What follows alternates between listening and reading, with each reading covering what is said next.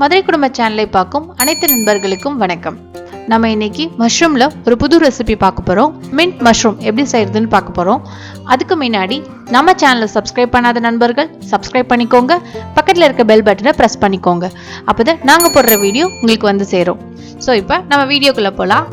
Mint mushroom செய்யறதுக்கு என்னென்ன தேவையான பொருட்கள்னு பார்க்கலாம். ஒரு பாக்கெட் காளான் வாங்கி சுத்தம் பண்ணி வச்சிருக்கேன். ஒரு வெங்காயத்தை சின்ன சின்னதாக கட் பண்ணி வச்சிருக்கேன். 2 தக்காளியை குட்டி குட்டியாக கட் பண்ணியிருக்கேன். 1 டேபிள் ஸ்பூன் இஞ்சி பூண்டு பேஸ்ட்டு, தாளிக்கிறதுக்கு எண்ணெய், அன்னாச்சி பூ,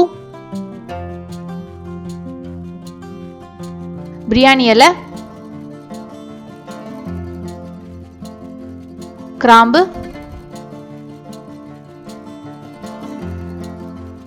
பட்டை, 2 ஏலக்காய், 1/2 டீஸ்பூன் ஜீரகம், 1/2 டீஸ்பூன் சோம்பு, ஒரு 3-4 பட்டை மிளகாய், பேஸ்ட் அரைக்கிறதுக்கு 1/2 கப் கொத்தமல்லி, 1 கப் புதினா, ஒரு கொத்து கருவேப்பிலை, ஒரு 3 பச்சை மிளகாய், உப்பு தேவையான அளவு. ஸோ நம்ம இப்போ மின்ட் மஷ்ரூம் செய்ய போயிடலாம். அதுக்கு பேனை ஹீட் பண்ணி அதில் கொஞ்சம் நெய் ஊற்றிப்போம், வாசமாக இருக்கும். அதுக்காக அதோட 1 டீஸ்பூன் அளவுக்கு எண்ணெய் ஊற்றிக்கோங்க. நான் எண்ணெய் கொஞ்சம் கம்மியாக தான் யூஸ் பண்ணுவேன், நீங்கள் வேணால் கூட சேர்த்துக்கோங்க. ஸோ எண்ணெய் சூடு ஏறினோடனே நம்ம வச்சுருக்க அந்த பிரியாணி ஐட்டம்லாம் ஆட் பண்ணிக்கலாம். பட்டை, கிராம்பு, ஏலக்காய், பிரியாணி இலை இதெல்லாம் ஆட் பண்ணிக்கலாம். அதோட ஜீரகமும் சோம்பும் ஆட் பண்ணியிருக்கேன். இது நல்லா வதங்கினதுக்கப்புறம் காரத்துக்கு நான் பட்டை மிளகாய் ஆட் பண்ணுறேன். இதில் நான் மிளகாப்பொடி எதுவும் ஆட் பண்ணல. இதுக்கு காரம்னு பார்த்தீங்கன்னா இதில் ஒரு 4 பட்டை மிளகாய் ஆட் பண்ணியிருக்கேன். பேஸ்ட் அரைக்கிறதுக்கு 3 பச்சை மிளகாய் ஆட் பண்ணியிருப்பேன். ஸோ இது வந்து உங்களுக்கு தேவைக்கேற்ற மாதிரி நீங்கள் பட்டை மிளகாவும் பச்சை மிளகாவும் ஆட் பண்ணிக்கோங்க. இது ரெண்டுமே வந்து உங்களுக்கு நல்ல டிஃப்ரெண்ட் டேஸ்ட்டாகவும் இருக்கும், நல்லா ஃப்ளேவர்ஃபுல்லாகவும் இருக்கும். ஸோ பட்டை மிளகாய் வந்து நல்லா வதக்கி விட்டுக்கலாம். பட்டை மிளகாய் நல்லா வதங்கினோன்னு லைட்டாக கருவேப்பிலை பொடி தூவிக்கலாம். நீங்கள் கருவேப்பிலை கூட போட்டுக்கலாம்.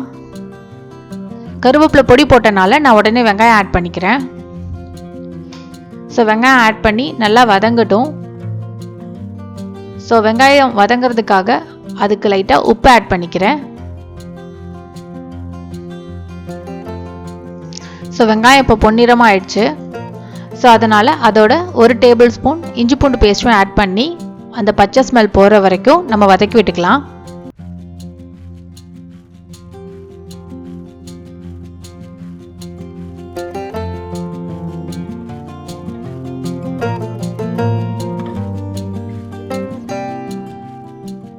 இஞ்சி பூண்டு நல்லா வதங்கிடுச்சு. ஸோ நம்ம இப்போ தக்காளி ஆட் பண்ணிக்கலாம். தக்காளி வந்து நல்லா சின்ன சின்னதாக கட் பண்ணி போட்டுக்கோங்க, அப்போ தான் ஈஸியாக வெந்துடும். தக்காளி ஆட் பண்ணி நல்லா வதக்கி விட்டுக்கலாம். ஸோ இந்த பட்டை மிளகா ஃப்ளேவர்லாம் நல்லா தக்காளியில் இறங்குற வரைக்கும் நம்ம வெயிட் பண்ணுவோம்.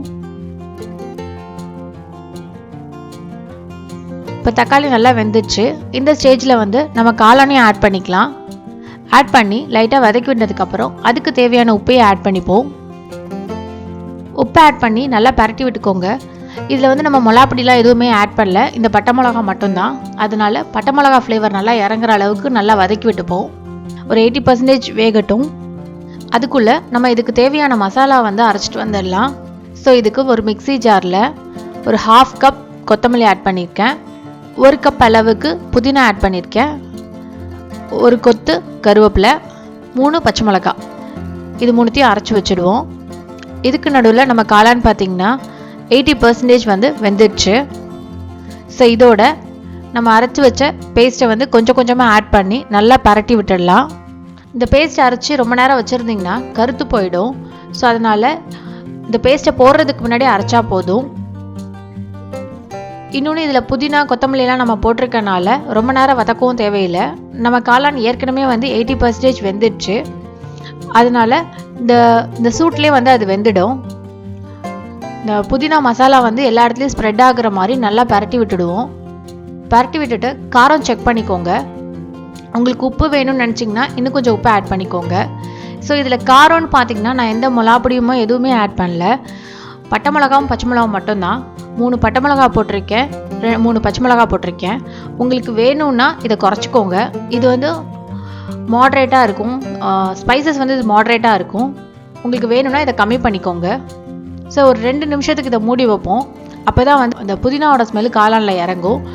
ஒரு 2 நிமிஷம் அளவுக்கு மட்டும் நம்ம மூடி வச்சுக்கலாம். இப்போ பார்த்தீங்கன்னா 2 நிமிஷம் ஆயிடுச்சு. நல்லா வாசமும் வர ஆரம்பிச்சிச்சு. நம்ம காளானும் வந்து சாப்பிட்றதுக்கு ரெடி ஆகிடுச்சு. இது பார்த்திங்கன்னா ரொம்ப ஹெல்த்தியான டிஷ். இது யார் வேணாலும் சாப்பிட்லாம். ஸோ இதை நீங்களும் செஞ்சு பாருங்கள், ரொம்ப சூப்பராக இருக்கும். இந்த காளான் வந்து நீங்கள் எதுக்கு வேணால் வச்சு சாப்பிட்லாம். எஸ்பெஷலி இந்த சப்பாத்தி, நெய் சாதம் அதுக்கெலாம் வந்து ரொம்ப நல்ல காம்பினேஷனாக இருக்கும். கண்டிப்பாக இதை நீங்கள் வீட்டில் செஞ்சு ட்ரை பண்ணி பாருங்கள். இந்த ரெசிபி உங்களுக்கு பிடிச்சிருந்தா எங்கள் வீடியோவை லைக் பண்ணுங்கள், ஷேர் பண்ணுங்கள். எங்கள் சேனலை சப்ஸ்கிரைப் பண்ணாத நண்பர்கள் சப்ஸ்கிரைப் பண்ணுங்கள். தேங்க்யூ.